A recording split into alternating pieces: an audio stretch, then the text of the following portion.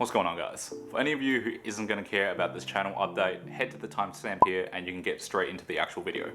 For the rest of you who are staying, how you doing? As you may already know, my name is Andy and I'm the resident weeb and host of Anime Kitchen. Now, I know this isn't how we normally start off the episodes, but there's a few things that I wanted to address to you guys properly, which I can't really do otherwise on the YouTube platform. Firstly, I want to say thank you so much again for all the support that you've given this channel. You know, in the short span of 4 months, we are at over 350 subscribers, which is insane. I never even imagined cracking 100 when I first started doing this channel, and I can't thank you all enough for the support that you've given me. Now, secondly, and more importantly, I wanted to talk to you about what direction Anime Kitchen may be taking in the future. Now, I've touched on this subject on Facebook before, which, by the way, if you're not following me on Facebook, I would suggest that you do so, just because it will be a good way for you to stay updated with the channel, since I can't do that regularly or easily with YouTube, given the limitations of the platform for small creators. But anyway, I started Anime Kitchen this year in February as a means of reigniting my passion for cooking and also learning new things along the way. And luckily enough, this also became a coping mechanism for me when the world went completely nuts this year. 2020 has just sucked. We've had natural disasters, COVID-19, people were banding together in movements like Black Lives Matters and hashtag speaking out to advocate for things that are really important in this world. It is a very turbulent and crazy time right now. My partner and I had to postpone our wedding, reorganize the whole honeymoon, deal with a bunch of other personal stuff that, you know, the world doesn't stop for you to deal with. It just has to keep going. So needless to say, it's been a lot.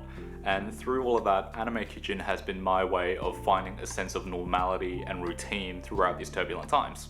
However, through relying on that sense of stability, I believe that I've grown a bit complacent with the channel. I want to improve this channel for the people who actually enjoy the content I've been producing. And also because I want to improve the channel for myself. I believe that Anime Kitchen could be something a lot bigger and a lot better if I'd given it the time and care that it deserves that I really haven't been putting into it lately. Going back to other social media platforms, if you have been following me on Facebook or Instagram for a little while, you might have noticed that in my older posts, I wrote them in a way that kind of skewed it towards the sense that I treated Anime Kitchen like a restaurant, and the dishes that I make in an episode would be served to customers, in which case is you lovely people who are watching this video. So moving forward, I want to try and establish that feel a bit more solidly throughout the episode, and I really hope that I can get your feedback to help me improve the content even further. And to start all this off, we're going to be unveiling the new intro for Anime Kitchen. This might be the last time I say this for a while, but I think I'm ready for a change. So, with all this being said, aprons on, let's go. Order in. Okay. Now here you are, the best spaghetti in the town. You'll find an enchantment here.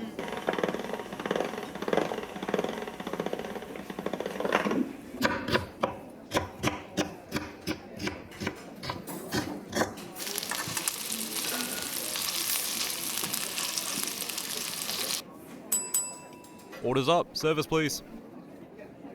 This week's menu on Anime Kitchen is spaghetti and meatballs. Being such a simple and homely dish, we wanted to pour in as much effort as possible for our customers by making the pasta by hand. So for our in-house pasta, we use 00 pasta flour or all-purpose when it's not available, extra virgin olive oil, free-range eggs, and a little bit of salt. We start our dough by weighing out 2.5 cups or 375 grams of the pasta flour onto our counter before making a large well in the center. Then to the well we crack in 4 eggs with the utmost precision, ensuring no shells get into the flour at all. Next we add 1 tablespoon or 15 ml of olive oil along with half a teaspoon or 2 grams of sea salt. From there we begin whisking the eggs, oil and salt in the well while slowly incorporating flour into the wet ingredients in order to thicken the mixture. Sometimes in the kitchen we may get overzealous with the mixing process and there could be a little bit of spillage, in which case we'll bring everything together using a bench scraper or a spatula to avoid making an even larger mess. Once we form the mass that manages to hold its shape, we thoroughly and painstakingly knead the dough by hand for 10 minutes. During the kneading process, if too much flour has been worked into the dough, it can be fixed by kneading water into the dough 1 tablespoon at a time.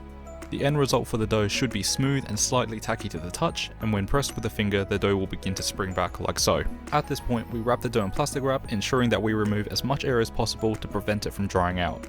We then let this rest for 45 minutes so that the gluten can relax and the dough becomes much more pliable and easy to handle when rolling. While the dough is resting, we can begin working on the meatballs and sauce. For our meatballs, we like to use 500 grams of mincemeat using a 50-50 split of pork and veal. And then to the mincemeat we will add 1 large egg, a 1/4 cup or 12 grams of grated Parmesan cheese, 1/3 of a cup or 46 grams of breadcrumbs, 1 teaspoon or 2 grams of black pepper, 1 teaspoon or 5 grams of sea salt, 1 teaspoon or 3 grams of red chili flakes or to taste, a 1/4 cup of finely chopped parsley from the Anime Kitchen herb garden, again added with complete accuracy and precision. And finally we grate in 2 cloves of garlic. This is then mixed until all the seasonings, herbs and other additions are fully incorporated into the meat and it forms into one cohesive mass. From there we weigh out our mixture into 15 meatballs, each weighing 41 grams. We want to ensure that every bite is consistent and as delicious as the last. Finally, the only preparation needed for the sauce is to finely dice 1 brown onion. When the meatballs are all formed, we place a high-walled frying pan over medium heat with 2 tablespoons of olive oil. When the oil is hot and shimmering, we add the meatballs and cook them for 10 minutes. During that time, we ensure that we rotate the meatballs every 90 seconds to 2 minutes to ensure that all sides are gaining a lovely colour. Once they are sufficiently browned, we remove the meatballs from the pan and add in our diced onion, along with another splash of olive oil if the pan seems too dry. We let the onions sweat off for 5 minutes to soften and bring out some of its natural sweetness before adding in 1 teaspoon each of dried basil and dried oregano, along with 1 tablespoon of tomato puree. Once the puree is melded in with the onions, we let that fry off for 30 seconds to a minute until it's nice and fragrant before adding in 800 grams of diced Italian tomatoes and passionately throw in 1 bay leaf. Then once the sauce comes up to a simmer, we return the meatballs to the sauce and ensure they're all fully tossed and coated in the sauce before covering with a lid and allowing to simmer for an additional 8 to 10 minutes or until the sauce has reached our desired consistency. And of course, we'd never forget to season with salt and pepper to taste. While our sauce is bubbling away in the background, we can shift our focus back to the pasta. We begin by flouring our work surface before turning out our dough. Then to make our lives easier, we first divide the dough in half, wrapping up the other half to prevent it from drying out. Next, with a floured rolling pin, we roll out our piece of dough into a long rectangle. We fold each end of that rectangle towards the center so that we have 3 overlapping pieces of dough, and then we roll this out into a rectangle again. We then repeat this process one more time before we start processing it through the settings of our pasta roller. By laminating the dough before putting it through the roller, we reduce the likelihood of the pasta fraying and cracking at the edges as it's being rolled out. During the rolling process, if the pasta sheet does become too long, we cut it in half to make it more manageable. Then once the pasta is rolled out to our desired thickness, we dust the sheet liberally with more flour before passing it through the cutter attachment of our pasta roller. Immediately after being cut, we toss the spaghetti in more flour to ensure the strands don't stick to one another before twisting it into a nest. The cut pasta is then placed onto a flour baking tray and covered with plastic wrap until it is needed for service. When the order comes in, we bring a large pot of water with 3 teaspoons of fine sea salt to the boil. Once boiling, we add the required amount of pasta and cook for anywhere between 90 seconds to 2 minutes for such thin pasta. To prevent the strands of spaghetti from sticking together, we ensure to stir the pasta immediately after it's dropped into the water. Of course, we always check the quality of our product and ensure it has reached an al dente texture before it's served to your table. When the pasta is cooked, we reserve 1 cup of pasta water before draining the spaghetti and returning it to the pan. After that, we turn the heat to low and add in half a cup of the reserved pasta water before pouring in the red sauce and meatballs, ensuring to remove the bay leaf.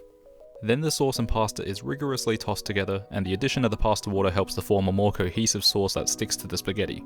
Then, to stay true to the original chef, we haphazardly throw the spaghetti and meatballs onto the plate, ensuring that there's plenty of overhanging pasta for an authentic look. However, for our guests with a more refined taste, we are more than happy to clean up the presentation of your meal before dressing the pasta with a grating of Parmesan cheese. And here you have your order of spaghetti and meatballs from Disney's Lady and the Tramp. Now, unfortunately, since this is a video, I can't actually serve you your meal, and it doesn't feel right for me to be eating this on my own, since this should be a meal that's shared between 2 people. If only there was someone else that could help me in this situation, and oh my goodness. Luckily, my lovely fiancée Kate is more than willing to help with eating this very generous plate of pasta. And I'm sure you can tell from her little shimmy that this dish came out spectacular. The fresh pasta has both a great flavour and fantastic smooth and snappy texture. The red sauce, while simple, is vibrant and tangy, and the addition of the tomato paste helps to give an illusion of a red sauce that has been simmered for hours on end. Finally, the meatballs themselves are tender, flavourful, and have just the right amount of heat that makes you want to keep diving in for more. It's a simple and wonderful dish that becomes even better when shared with the person you love. Aww, gross. As always friends, thank you so much for watching today's video. Let me know if you enjoyed it by dropping a like down below. If not for me, do it for Kate. And also let me know in the comments what food from anime and other media you'd like to see me make in the future. Subscribe to the channel for a new episode every single week, and until then, roll up your sleeves, slap on an apron, and I'll see you in the anime kitchen. Peace. As always guys, thank you so much for watching today's episode. If you enjoyed it, let me know by dropping a like down below. Let me know in the Yes. Roll up your sleeves, slap on an apron. I'll see you in the Arrow kitchen. Peace. Yay or nay? Thanks, baby. No, I love it. Okay. Is this what it's like to have guests on the show? Wait, baby, no!